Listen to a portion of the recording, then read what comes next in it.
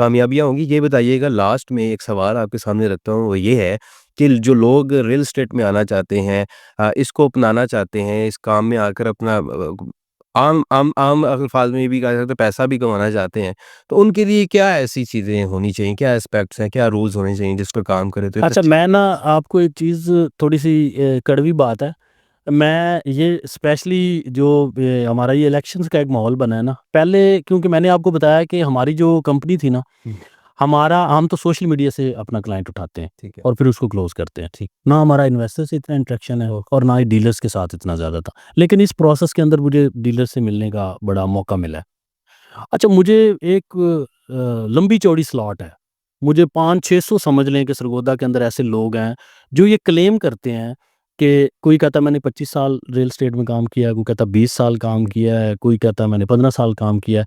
लेकिन अगर उनकी आप करंट जो फाइनेंशियल्स देखें या उनकी वेल्थ देखें, हुँ, तो वो बंदा उस तरह से सैटिस्फाई नहीं होता कि यार 25 साल आपने रियल एस्टेट में काम किया हो और आप मोटरसाइकिल के ऊपर हों, हाँ, तो मतलब ये चीज़ ऑब्वियसली। अपील नहीं करती। ठीक है। तो मैंने फिर इस पे ना काफ़ी वर्किंग की है। मैंने अपने तौर पे एनालिसिस किए हैं कि यार इसकी वजह क्या है? ठीक है, वो क्या है? उसकी मेन जो वजह है ना, ये हम हमारा जो प्रॉपर्टी डीलर है ना, इसने अपनी ये है तो बिज़नेसमैन, लेकिन इसने अपनी तनख्वाह सेट की हुई है। कि इसने क्या किया हुआ है कि फॉर एग्ज़ाम्पल इस महीने अगर मेरा एक सौदा हो गया है, हुँ, हम अपनी ज़ुबान में इसको सौदा कहते हैं कि आपने घर किसी को बेच दिया है और उसने देखा कि यार ये 50 लाख रुपए का घर मैंने बेचा है, 50,000 रुपए मुझे इधर से आ गए हैं, 50,000 मुझे बाहर से आ गए हैं, तो लाख रुपए मुझे आ गया। तो अब मुझे ना 2 महीने काम करने की ज़रूरत नहीं है। ओह! तो साथ ही वो रिलैक्स हो जाएगा। सही है। देखिए, लैंडिंग मार्केटिंग का जो स्ट्रक्चर है ना, हुँ, आज भी हुँ, मैं ये चैलेंज करता हूँ कि सरगोदा के अंदर कोई भी रेवेन्यू टारगेट्स के ऊपर काम नहीं कर रहा। ठीक है। रेवेन्यू टारगेट्स पे काम नहीं कर लैंडिंग कर रही है। हम हर महीने की फर्स्ट को हुँ, या पहली तारीख को हर महीने की हमारे हमारे टीम्स को टारगेट्स चाहते हैं ठीक। कि आप हमारे पास 4 मैनेजर्स हैं जिनकी आगे टीम्स है, जो प्रोजेक्ट्स को हैंडल करते हैं। उनको टारगेट्स चाहते हैं कि आपका इतने रेवेन्यू या इतने यूनिट सेल करने का टारगेट है और फिर हम उसको अचीव कराते हैं। ये हेक्टिक जॉब है, ये मुश्किल काम है। सही। फिर हमारा जो अटेंडेंस सिस्टम है, हुँ, हमारा एक एम्प्लॉयी अगर 9:30 हमारी टाइमिंग है ना, हुँ, तो हमारा एक एम्प्लॉयी अगर 9:31 पे आया है ना, हुँ, तो उसको ₹10 1 मिनट का फाइन होगा। हमने इतने स्ट्रिक्ट उसके बाद सीआरएम किसी के पास नहीं है सरगोदा में। हमारा पेपरलेस है। हमारे किसी टेबल के ऊपर आपको कोई डायरी, कोई कॉपी, कोई पेंसिल, कोई आपको चीज़ नहीं मिलेगी। सही। हमारा पूरा सिस्टम कंप्यूटर के अंदर है। ठीक। मैं आपको ये बता सकता हूँ कि एक बंदे ने 2021 में हुँ, मेरे से प्रॉपर्टी परचेज़ की थी, हुँ, तो कितने की थी? हुँ, किस जगह पे की थी? सही है। उस बंदे के साथ मेरे किस-किस सेल्स एग्ज़ेक्टिव ने बात की थी? क्या बात की थी? मैं उसका पूरा रिकॉर्ड आपको दे दूँगा। मैं अपनी एक-एक सेल्स ट्रांज़ैक्शन का रिकॉर्ड आपको दिखा सकता हूँ। क्या? मैं आपको ये दिखा सकता हूँ कि हमें 2021 में हमने कितने पैसे कमाए हैं, हुँ, 22 में कितने कमाए हैं, 23 में कितने कमाए हैं, 24 में कितने कमाए हैं, 25 में कितने, हम पर मंथ क्या मैं आपको डे टू डे की ट्रांज़ैक्शंस दे सकता हूँ। क्या बात! तो अगर तो आपने इस तरीके से इसको एज़ ए इंडस्ट्री लेके चलना है, इसको एज़ ए बिज़नेस लेके चलना है, तो इस जैसा बिज़नेस है ही कोई नहीं। सही है। इस जैसे मुझे एक बात बताएँ, कौन-सा ऐसा बिज़नेस है कि आपने एक घर बेचना है, वो 1.5 करोड़ रुपए का घर है। मैंने आपका वो घर एक बायर ढूँढा हुँ, और उसको मैंने सेल किया। 1.5 लाख मैंने आपसे लेना है और 1.5 लाख मैंने उससे लेना है। 3 लाख रुपए मुझे मिलने हैं। सही। मैं आपको बताऊँ, आप हलीब के रीजनल मैनेजर को जाके मिले ना, उसकी भी 3 लाख सैलरी नहीं होगी। हुँ, और उसका 24 घंटे फ़ोन बजता होगा, 1 सेकंड का उसको सुकून नहीं होगा, सही। बच्चों के लिए उसके पास टाइम नहीं होगा और उसकी इतनी सैलरी नहीं होगी जितनी आप एक ट्रांज़ैक्शन में बैठे-बैठे, हँसते-हँसते पैसे ले लेंगे। बड़ी बात। तो इसमें बहुत पैसे हैं। लेकिन अगर आप इसको सिस्टमैटिकली लिख प्रॉपर इंडस्ट्री की तरह लेके चलेंगे, सही।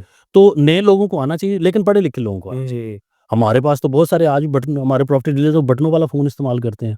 वो कहते हैं जी अब हमारे पास इन्वेस्टर नहीं है। इन्वेस्टर कहाँ से आएगा? एक इन्वेस्टर जो घर में बैठा हुआ है, अब ये इन्वेस्टर उठा कैसे है? पहले ये इन्वेस्टर बैठा होता था प्रॉपर्टी डीलर के पास, सही है, उसके ऑफ़िस के अंदर। सही है। वहाँ पे वो बैठ के, वहाँ पे वो जो उसको बताता था कि यार ये घर खरीद लो या ये प्लॉट खरीद लो, तो वो खरीद लेता था। ठीक है? फिर क्या हुआ? फिर उसने उसके पास एंड्रॉइड आ गया, उसी इन्वेस्टर के पास। उसी के ऑफ़िस में बैठ के उसने फ़ेसबुक स्क्रॉल किया, तो उसको एक ही घर के 10 लोगों के ऐड नज़र आ गए। सही। उसने उनको फ़ोन किया, हुँ, रेट एनालिसिस किया, तो उसने कहा ये तो मेरे साथ फ्रॉड कर रहा है जिसके पास मैं बैठा हूँ। वो वहाँ से उठ गया, वो उसके पास चला गया। या उसने घर बैठ के एनालिसिस करना शुरू कर दिया। तो अब भी बहुत सारे लोग हैं, उनको फ़ेसबुक इस्तेमाल करनी नहीं आती, यूट्यूब इस्तेमाल करना नहीं आता, उनको ऐड लगाना नहीं आता। हुँ, तो ये चीज़ें जो ये एक्सक्लूड हो जाएँगे। ये जितने भी लोग हैं, हुँ। ये अब 2 साल चल जाएँगे, 4 साल चल जाएँगे, मैं आपको बता रहा हूँ 2030 के बाद ये लोग एक्सक्लूड हो जाएँगे। एजुकेटेड लोग आएँगे, जो इस सिस्टम को समझते हैं, ग्राफ़िक्स को समझते हैं, इन चीज़ों को समझते हैं, वही लोग आगे चलेंगे। और ऐसे ही लोगों को आगे आना चाहिए और इसको प्रॉपर प्रोफ़ेशन बनाएँ ठीक, और प्रॉपर इंडस्ट्री की शेप में इसके अंदर आके काम करें। बिल्कुल सही। तो बड़ा सक्सेसफुल बिज़नेस है, इससे सब बिज़नेस ही कोई नहीं है। नहीं, किसी भी फ़ील्ड में हमें अपने आप को मनवाने के लिए पॉज़िटिवली और फ़ेयरनेस को सामने रखते हुए हमें ये देखना होगा कि हम खैर का काम कितना कर रहे हैं और खैर के काम के साथ-साथ लोगों का कितना सोचते हैं और अपने काम के साथ कितना जो है वो सिंसियर है। सिंसेरिटी की बात कर ली जाए, फ़ेयरनेस की बात कर ली जाए तो हर फ़ील्ड के अंदर हमें ये मिलता है कि जैसा कि सर ने ये बताया भी कि बहुत से लोग इस इंडस्ट्री के अंदर काम कर रहे हैं, लेकिन वो जब वो ये देखते हैं कि इतना-इतना हमारी सेल्स होगी, इतना-इतना काम हो गया, उसके बाद हमें काम करने की ज़रूरत नहीं है। ये फिर तो ये कोई काम ना हुआ। फिर ऐसे ही लोग फिर वो बटनों वाले मोबाइल वाले भी आ जाते हैं, फिर ऐसे ही लोग फिर जो है वो जाकर वो टोका सिस्टम को इजाद करते हैं। फिर ऐसे ही लोग जो है वो फ्रॉड्स का भी जो है ना वो आगाज़ कर देते हैं। जब ऑब्वियसली एक ईज़ी मनी नहीं मिल रही होती या मेहनत की मनी नहीं मिल रही होती, तो उनको बहुत से रास्ते मिलते हैं। सर आपका बहुत शुक्रिया, आपने पॉडकास्ट के लिए वक़्त निकाला, बहुत अच्छा लगा और इतनी मुफ़ीद बातें आपसे सीखने को थैंक यू। मिली। ऑब्वियसली हमारे देखने वालों ने भी बहुत कुछ सीखा होगा।